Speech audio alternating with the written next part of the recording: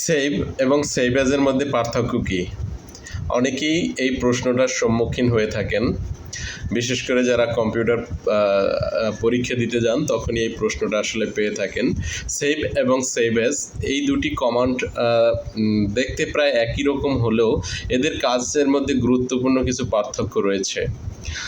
Save একটি বিদ্যমান existing ফাইলের পরিবর্তনগুলো সংরক্ষণ করে।